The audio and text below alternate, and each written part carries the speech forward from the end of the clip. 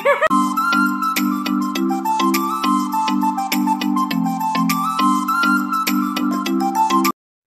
Hello नमस्कार, मी प्रतिमा तुमचं स्वागत करते पर्यायन मॉमे यूट्यूब चॅनलमध्ये।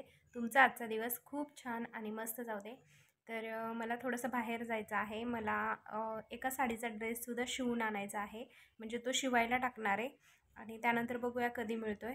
आणि जी जुनी भांडी होती ना घरामध्ये, कारण मी क्लिनिंग केले आजच, आणि जी जुनी भांडी होती किंवा खराब झालेली मिक्सरची काही भांडी होती, तर ती भांडी मला द्यायच्यात आणि दुसरं एखादं भांडं मला घेऊन यायचं आहे, कारण ते ठेवून पण काय करणार, त्यासाठी मग ती भांडी देऊन येणार आहे।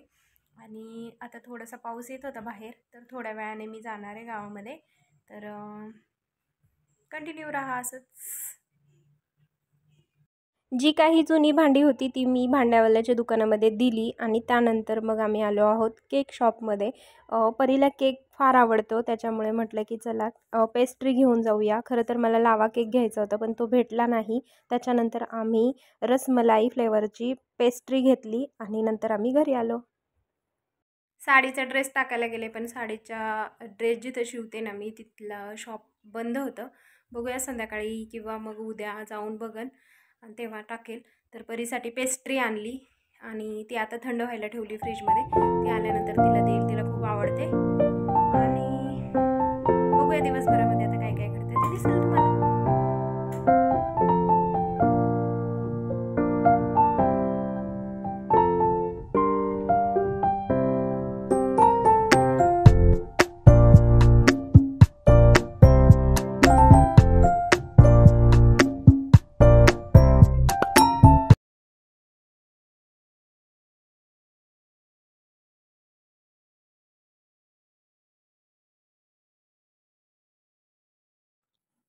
कसं आहे कसं आहे?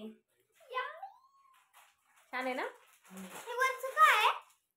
रसमलाई आहे, छान लागते बघ खाऊन। आपण केक नाही आणतो।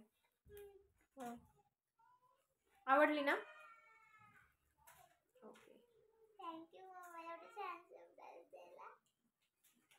सकाळचा स्वयंपाक बनवलं होतं मी, पण तो संपला, त्याच्यामुळे परीला भूक लागलेली आणि मीही काहीच खाल्लं नव्हतं। सकाळी फक्त नाश्ता केला होता, त्यामुळे आता थोडंसं स्वयंपाक बनवलेला आहे। वांग्याची भाजी पण बनवलेली आहे कुकरमध्ये। आपली मुलं आपल्याला किती ऑब्झर्व करत असतात ना, हे याचंच एक उदाहरण तुम्हाला आज बघायला मिळणार आहे।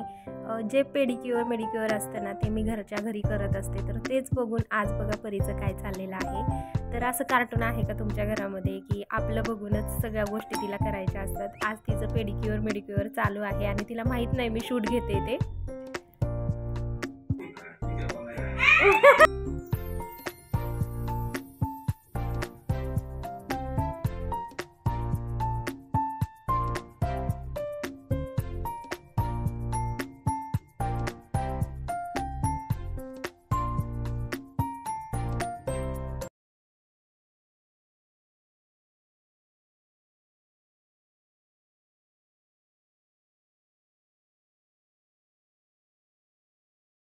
परीला स्वीट खाण्याची खरंच खूप इच्छा झाली होती। मला म्हटली मम्मी मला पेढा खाऊ वाटतंय, म्हणून मग मी घरच्या घरी असं पेढा बनवलेला आहे। मी याला गोल शेप अजून दिलेला नाही आहे, फक्त बनवून मी बघितलंय कसं झालंय, तर एक नंबर झालं होतं। काल मी तुम्हाला मंथली क्लिनिंग आणि वीकली क्लिनिंग कसं करायचं हे पण मी तुम्हाला दाखवलेलं आहे व्हिडिओमध्ये। आज मी हॉलमधील राहिलेली थोडीशी जी साफसफाई आहे ती करून घेत आहे, कारण गौरी गणपती पण आहे, त्याच्यामुळे आपल्याला घर क्लीन हवं आहे आणि छान वाटतं घरामध्ये। गणपती बाप्पा येणार आहे, साफसफाई तर करणं मस्तच आहे, त्याच्यासाठी माझी अशी लगबग सुरू आहे।